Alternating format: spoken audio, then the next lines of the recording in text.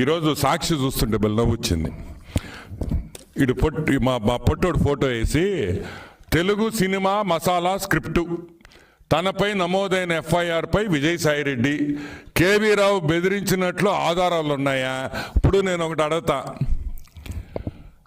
అరే బెదిరించినట్లు ఆధారాలు ఉన్నాయి. ఇప్పుడు నేను చెప్పిందంతా ఏంది?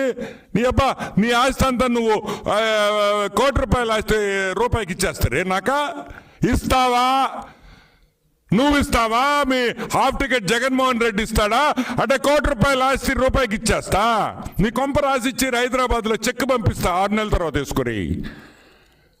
నేను కొంటా నీ ఆస్తి, కానీ 6 నెలల తర్వాత రూపాయికి. ఇవన్నీ మాటలు కాదు. కాకినాడ ఇదిగో ఇంకొకటి, అంతా బాబు కుట్ర. డబ్బులు తినేది మీరు, కుట్ర మాత్రం బాబుది.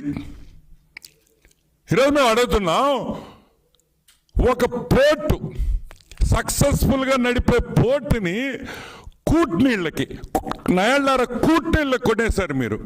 కూట్నీళ్ళకి కొని అది బాబు కుట్ర, అది బాబు కుట్ర. బాబు గారికి ఏం సంబంధం అని మేము అడుగుతున్నాం. ఈరోజు కేవీ రావు వచ్చి ఈ విధంగా బెదిరించారని చెప్పారు కాబట్టే ఈరోజు ఎఫ్ఐఆర్ నమోదైంది. అయినా కానీ నాకు మాత్రం ఒక నమ్మకం ఉంది, ఇది కాకపోయినా తొందరలో వేరే కేసులో నువ్వు డెఫినెట్గా జైలుకి పోతావని కూడా నేను మనవి చేస్తూ, ఇంకేమన్నా ఉన్నాయా?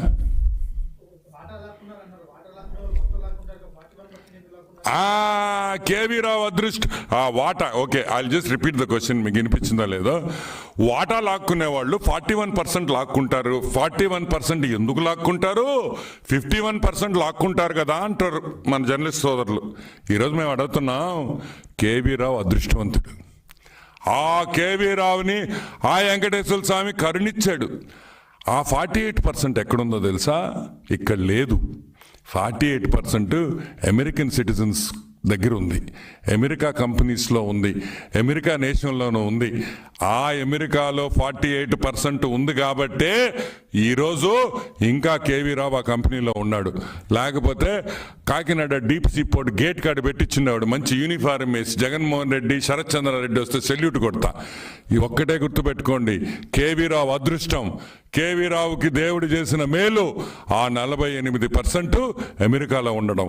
అది అమెరికాలో ఉంది కాబట్టి, వాళ్ళ మీద గన్ను పెట్టలేం కాబట్టి, వాళ్ళ కత్తితో బెదిరించలేము కాబట్టి ఈరోజు ఆ షేర్ని కాపాడుకోగలిగాడు కేవీ రావు. అతని అదృష్టం అని కూడా నేను మనవి చేస్తా ఉన్నా.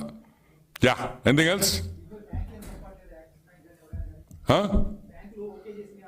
యా, మర్చిపోయినా. Yeah, that's so true. Okay, ఇప్పుడు ఈ షేర్ ట్రాన్స్ఫర్ జరిగేటప్పుడు వాస్తవంగా చాలా అబ్జెక్షన్స్ వచ్చినాయి. ఏమైనా అబ్జెక్షన్స్ వచ్చినాయి?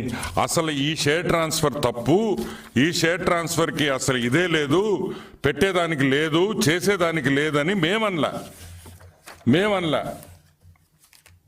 అది చెప్పింది యాక్సిస్ బ్యాంకు. యాక్సిస్ బ్యాంకు ఒక లెటర్ రాసింది.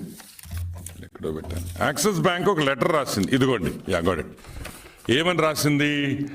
Please note, a letter dated April 25, 2021. Please note that Axis Bank has not accorded approval for the same transfer, share transfer.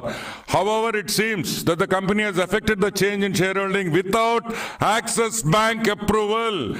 The purported transaction is material and a serious breach of sanctioned terms and qualifies as an incidence of early warning signal, EWS. Axis Bank ఒక EWS issue చేసింది, early warning. ఎవరికి? KSPL కి. ఈ share holding మేము ఒప్పుకోం, ఈ share holding తప్పు, ఇది చేసేదానికి లేదు, ఇది చట్ట విరుద్ధం అని యాక్సిస్ బ్యాంక్ ఒక లెటర్ ఇచ్చింది. అయినా కూడా లెక్క చేయకుండా ఈరోజు అన్ని షేర్ ట్రాన్స్ఫర్లు జరిగిపోయినాయి. కాబట్టి వెంటనే దీని మీద చర్యలు ఉండాలి. ఇది ఇంకొకసారి ఆంధ్ర రాష్ట్రంలో జరగకూడదు. ప్రభుత్వాలు ఏదైనా ఉండొచ్చు, ఎవరైనా పవర్లో ఉండొచ్చు, కానీ రాష్ట్రానికి వచ్చే ఇండస్ట్రీస్కి సెక్యూరిటీ లేకపోతే ఎవరు వస్తారు, ఎందుకు వస్తారు, ఎందుకు రావాలా అనే విషయం మనమందరం గుర్తుపెట్టుకోవాలి. దీని మీద వెంటనే యాక్షన్ ఉండాలి. వైఎస్ జగన్మోహన్ రెడ్డి ముద్దాయి నంబర్ 1గా వేయాలి. అదేవిధంగా తాడేపల్లి ప్యాలెస్లో నడిపిన